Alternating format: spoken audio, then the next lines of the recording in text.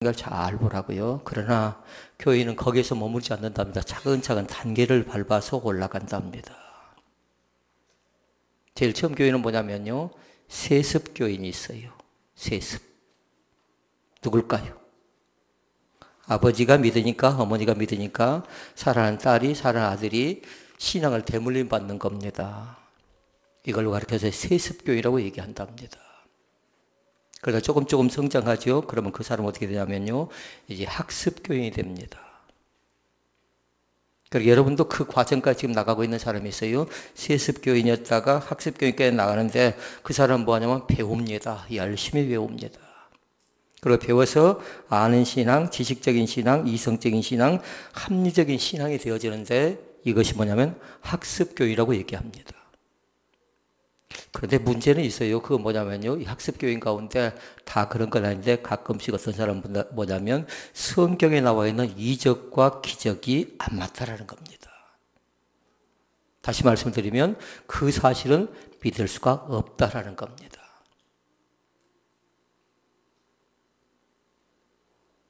첫 번째가 뭐예요? 뭘 보내요? 세습. 두 번째, 학습. 세 번째 교인이 있어요. 세 번째 교인은 뭐냐면요, 성숙한 신앙을 가진 교인이 있답니다. 아멘. 아멘. 그러니까 성숙한 신앙을 가진 교인이 있어요. 그러니까 단계를 밟으라고요. 처음에는 세습교인이었다가 나중에 신앙을 아는 사람, 이적과 표적과 기사를 잘 믿지 못하지만 성숙한 신앙은 뭐냐면 그것이 믿어집니다. 믿어진다고요. 그러니까 성숙한 신앙 자체는 뭐냐면요, 다른 것 아니라 성령 충만한 사람이 되는 겁니다. 이 사람은 두 가지를 한답니다. 성령님과 늘 동행합니다. 그리고 성령의 인도함을 받습니다. 묻습니다. 오늘도 누구하고 동행하기를 원하십니까? 성령님과 동행하시기를 원합니다. 그래서 누구의 인도를 받아야 한다고요? 성령님의 인도를 정확하게 받을 수 있기를 바랍니다. 그런 질문. 우리는 왜 성령의 인도를 받아야 할까요? 라는 거예요. 왜 받아야 될까요? 세 가지로 말씀을 드리는데요. 그건 다른 것 아니에요. 성령은 하나님의 뜻을 분별할 수 있도록 만들어주기 때문에 성령의 인도를 받아야 돼요. 그러니까 내 힘으로는, 내 지식으로는, 내 이성으로는, 내 과거로는, 내 경험으로는 그 분별력 자체가 잘못될 가능성이 있거든요. 그런데 성령의 인도를 받고요, 성령의 역사가 나타나죠. 그러면 뭐냐면 하나님의 뜻이 무엇인가를 제대로 분별할 수 있는 인지 능력이 우리 가운데 생긴다라는 겁니다. 귀한 거죠. 그 다음에 또 한 가지가 있습니다. 두 번째는 뭐냐면요, 우리에게 은혜를 주신 것들이 있어요. 어떤 것이든지 간에 하나님이 주신 것임을 알게 하려고 성령 하나님께서 성령의 인도를 받습니다. 누가 주신 거냐라는 겁니다. 물을 누가 주셨냐라는 겁니다. 공기를 누가 주셨냐라는 겁니다. 이 땅의 진정한 평화와 자유를 누가 주셨냐라는 겁니다. 마음대로 안 되지요. 마음대로. 나는 더 많이 갖기를 원하고 더 많이 주기를 원하지만 그러나 내가 가진 것이 많이 없어서 많이 줄 수도 없고 많이 알 수도 없고 함께 나눌 수도 없잖아요. 그런데 하나님께서 때를 따라서 우리에게 일용할 양식을 공급해 주신 줄로 믿습니다. 그러니까 누가 주신 거라고요? 하나님이 주셨다라는 겁니다. 하나님이 주셨다라는 거. 그래서 셋째가 있어요. 이것이 하나님의 은혜인가 아닌가 그걸 분별할 수 있도록 만들어줍니다. 하나님의 은혜인가 아닌가. 하나님의 은혜가 아니라면 어떻게 하려합니까? 그러면 멈춰서는 것이고요. 은혜 아니면 우리가 나가서는 안 되는 거 그 은혜라고 생각하면 그 이름 붙잡는 겁니다. 이것이 좀 다르지요. 은혜를 따라 살아가라고요. 하나님의 은혜와 동행하시고 하나님의 인도를 철저하게 받는 귀한 신앙의 사람들이 될 수 있기를 주의 이름으로 축원을 드립니다. 성령의 인도를 받고 하나님과 동행한 사람들은 뭐냐면요, 우리의 말하는 것이라든가 우리의 복음을 전하는 것이라든가 또 우리가 살아가는 것이라든가 그것 자체가 다 뭐냐면요, 하나님과 연관을 시켜서 살아간답니다. 하나님과 연관시켜서. 그런데 그 하나님이 과연 나에게 어떤 모습으로 찾아오시는가 그걸 잘 기억하라고요. 성령으로 하는 일 자체는 다른 것 아니에요. 하나님의 일을 바르게 분별할 수 있고 하나님의 뜻을 거역하지 않고 온전히 주님께서 하신 일을 생각하면서 그대로 받아들이는 겁니다. 그러니까 성경 말씀 속에 보니까 성령에 관계된 건 뭘로 표현하냐면 명령으로 표현해요. 명령으로. 4가지 명령으로 표현한다고요. 첫째는 성령 충만함을 받으라 이렇게 말씀해요. 성령 충만하라 이렇게 말씀한다고요. 그 다음에 두 번째는 뭐냐면요. 성령을 쫓아서 행하라. 성령을 쫓아 살아라. 이렇게 말씀합니다. 또 세 번째로 얘기합니다. 세 번째는 뭐냐면요. 성령을 소멸하지 말아라. 넷째는 성령을 근심시키지 말아라. 이렇게 얘기합니다. 그러니까 그 4가지는 다 뭐라고요? 하나님께서 믿는 우리들에게 주신 명령입니다. 첫째, 성령 충만. 둘째, 성령을 쫓아 행하라. 셋째, 소멸하지 말아라. 넷째, 근심시키지 말아라. 혹이라도 이 4가지 사실을 잘 몰랐던 사람은요, 이번 게 알았으면 좋겠고, 또 안 사람들은 그 뜻을 분명하고 정확하게 알아갈 수 있으면 좋겠습니다. 그러니까 2가지죠. 모르는 사람은 알고, 알았던 사람은 그 내용을 영적 의미를 제대로 깨달으라는 겁니다. 그게 반복될 수 있어요. 습관적이 될 수가 있습니다. 늘 생활시켜야 되는 겁니다. 하나는 뭐냐면 성령 충만하라. 두 번째는 성령을 쫓아 행하라. 세 번째는 성령을 소멸하지 말아라. 네 번째는 잘 못 따라오네, 거기까지. 근심. 성령을 근심시키지 말아야 된다는 겁니다. 자, 그러면 첫 번째. 뭐지요? 성령 충만입니다. 성령을 충만을 받으라는 말씀입니다. 충만이 뭔가를 알아야 되겠잖아요. 성령은 삼위의 하나님이에요. 성부 하나님, 성자 예수님, 성령, 그 성령은 삼위의 하나님이지만 우리 자신들이 충만을 알 듯 말 듯 합니다. 충만은 성경적 이해로 그렇게 얘기합니다. 충만은 다른 것 아니라 하나님의 영에 늘 지배당하는 삶을 가리켜서 충만이라고 얘기합니다. 하나님의 영으로 지배. 그러니까 누구의 지배를 받는가 잘 보라고요. 사탄의 지배를 받으면 끌려다닌다고요. 그러면 기웃거리게 되고요. 냄새 맡게 되고요. 또 여기저기에 나름대로 정착하지를 못합니다. 그러나 하나님의 지배를 받지요. 그러면 안정감이 넘쳐납니다. 생활 속에 기쁨이 넘쳐납니다.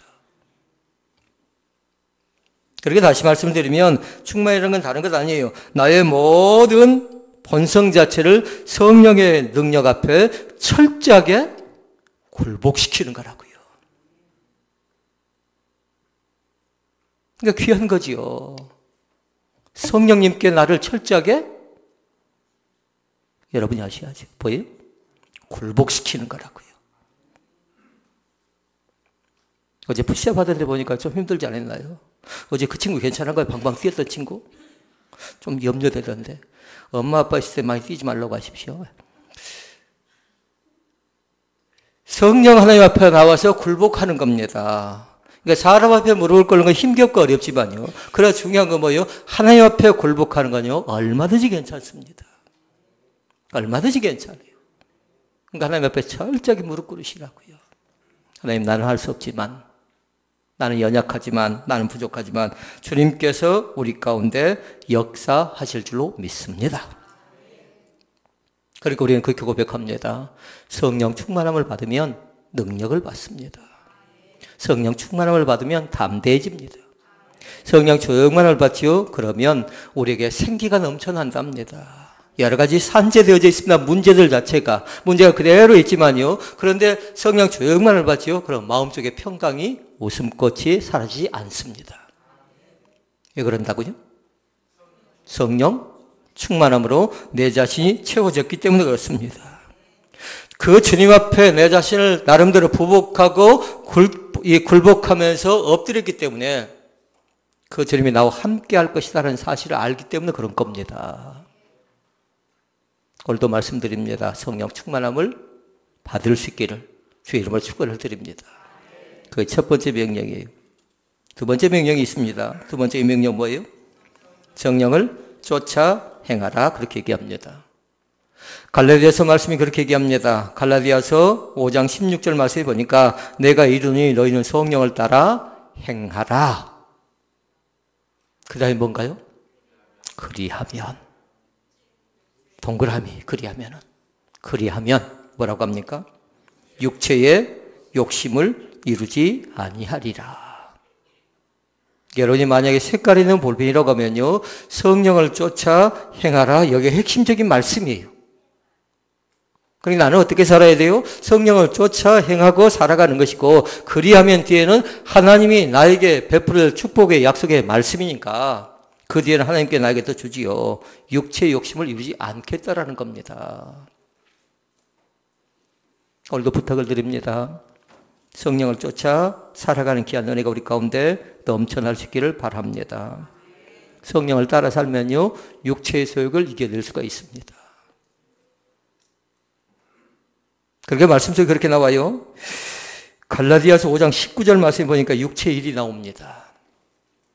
화면이 잘 보인가요? 육체의 일은 분명하니, 음행 동그라미, 그 다음에 더러운 것 동그라미, 호색, 우상숭배, 주술, 원수 맺는 것, 분쟁, 시기, 분냄, 당짓는 것, 분열함, 이단, 투기, 술취함, 방탕함, 또 그와 같은 것들이라 이렇게 말씀한대요. 이것 자체는 나중에 집에 가셔서 여러분들이 거기다 적어놔야 돼요. 이것이 뭐다? 육체일이라는 겁니다. 근데 그것이 그렇게 멀리 있지 않아요. 가깝게 있어요. 그러나 중요한 것도 있어요. 그 뒤에 나오고 있는 말씀이 있는데요. 갈라디아서 또 말씀해 보니까 그렇게 얘기합니다. 5장 22절, 23절 말씀해 보니까 오직 성령의 열매는 이렇게 얘기해요. 사랑과 희락과 화평과 오래 참음과 자비와 양선과 충성과 온유와 절제니 이 같은 것을 금지할 법이 없느니라. 몇 가지? 세 봤나요? 9가지. 성령 9가지 열매니까. 그러게 여러분들은 그 말씀을 비교해봐라. 육체의 일을 비교를 해보고 그 다음에 성령의 열매를 비교해보고요. 성령을 쫓아 행한다는 건 다른 것 아니라 성령의 열매가 나타난 줄로 믿습니다. 첫째가 뭐였어요? 사랑이었어요. 둘째, 기쁨, 희락이었습니다. 셋째, 화평. 넷째, 오래 참음. 다섯째, 자비, 양선, 충성, 온유, 절제. 그 성령 열매가 우리 가운데 머무를 수 있도록 늘 붙잡으시라고요. 우리 두 가지 말씀 받습니다. 하나는 성령 충만함을 받고요. 세 번째는 성령을 쫓아 살아가는 것을 받고요. 세 번째 이제 말씀 봅니다. 세 번째는 뭐예요? 성령을 소멸치 말라는 겁니다. 성령을 소멸치 말라. 그럼 우리가 알아야 될 단어가 있죠. 뭐라고요? 소멸이 뭔가 알아야 되죠. 소멸이. 소멸은 성경이 그렇게 얘기합니다. 데살로니가전서 5장 19절 말씀에 보니까 성령을 소멸치 말미라고 했는데요. 소멸한다는 건 뭐냐면 하나님과의 관계가 단절되는 걸 얘기해요. 그리고 우리에게 죽음은 세 가지가 있어요. 하나는 뭐냐면요. 육체적인 죽음을 거절할 수가 없습니다. 피할 수가 없지요. 저 사람 좀 더 살았으면 좋겠는데, 좀 더 같이 머물렀으면 좋겠는데. 오늘도 제 컴퓨터를 쭉 뒤져보니까요. 다른 건 나온 게 아니고요. 저희 어머니가 며느리 둘이하고 같이 앉아있으면서 며느리들이 일하는 모습을 보고요. 어머니가 옆모습이 나와 있더라고요. 근데 그것도 저는 좋더라고요. 육체적인 죽음은 뭐냐면요. 완전히 분리되는 겁니다. 이 땅과 은산이 끊어져 버리는 겁니다. 그런데 우리에게는요. 세 가지 죽음 가운데 이 죽음을 피할 사람이 없어요. 히브리서 9장 27절에 얘기하죠. 한 번 죽는 것은 정하신 이치요. 그 이후에는 심판이 있답니다. 어떤 사람은 영생이 벌어 나오고요. 어떤 사람은 영생이 부활이 아니라 완전히 멸망입니다. 그러니까 우리 자신은 어떻게 합니까? 그 자신이 지옥 가지 않게 날마다 건져내고 살려내고 그를 위해서 힘쓰고 애쓰는 거죠. 그 다음에 또 하나의 죽음이 있습니다. 영적 죽음이 있고요. 세 번째 죽음은 뭐냐면 다른 것 아니라 영벌의 죽음이 있습니다. 여기서는 완전히 갈라져 버립니다. 영생인가 영벌인가 완전히 갈라져 버린다고요. 우리 믿는 사람들이 죽었다가 살아나는 기적을 체험할 수 있기를 바랍니다. 소멸한다는 건 다른 것 아니라 꺾여져 버리는 겁니다. 소멸한다는 건 뭐냐면 완전히 없애버리는 겁니다. 낙담시키는 겁니다. 좌절시키는 겁니다. 여러분, 성령 하나님을 소멸시키지 않기를 원합니다. 살려내야 돼 어떻게 쓰든지요. 우리의 가정 가운데 성령의 임재가 나타날 수 있도록 늘 초대하는 겁니다. 성령이 소멸되지요. 그러면 그곳엔 성령의 역사가 나타나질 않아요. 늘 불안하지요. 늘 초조하고 늘 긴장되고 늘 염려되고 늘 걱정되고요. 사랑하는 성도 여러분, 불안하고 염려되고 걱정되고 근심되는 것이 있거들랑 이 시간에 온전히 성령 하나님, 소멸된 그 하나님을 성령 하나님을 살려내는 그런 기적의 자리 가운데 들어갈 수 있기를 바랍니다. 우리 주님이 각자에 그렇게 말씀하셨고 그렇게 명령하셨습니다. 첫째, 성령 충만. 둘째,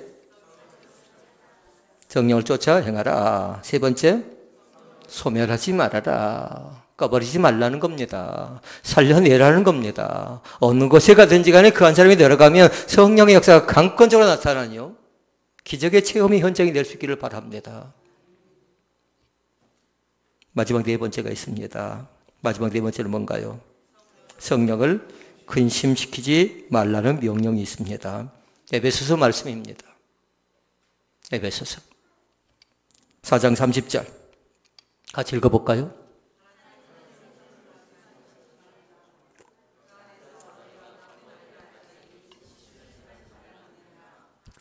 아멘. 다시 한번 같이 읽습니다. 하나님의 성령을 근심하게 하지 말라. 그 안에서 너희가 구원의 날까지 인치심을 받았느니라. 아멘. 하나님의 성령을 근심시키지 말래요. 그럼 여기서 나름대로 한번 생각해 보라고요. 근심은 그렇게 설명할 수가 있겠습니다. 부모에게 효를 다한 것이 뭔가를 잘 보라고요. 부모에게. 다시 말씀을 드리면 부모를 근심시키지 않는 것이 뭘까요? 효이죠. 부모의 마음을 상하게 하지 않는 것, 그것이 효인 것처럼요. 부모의 마음을 근심시키지 않는 것, 그거 뭐냐면요. 걱정을 끼쳐드리지 않는 것, 근심을 끼쳐드리지 않는 것, 그것이 효라고요. 그런데 다시 말씀을 드리면 부모에게 효라는 것 뭐냐면 마음의 평강을 주라는 거죠. 마찬가지입니다. 성령을 근심시키지 말라는 것도 다른 것 아니라 우리의 생활 자체, 삶 속에서 성령 하나님을 인정하라는 말씀으로 바꿀 수가 있겠습니다. 집에 가시면 여러분 확인해 정리해 둘 필요가 있어요. 성령을 근심되게 하는 일들이 어떤 것이 있는가를 잘 살펴보라고요. 혹은 나에게도 그것이 있는가?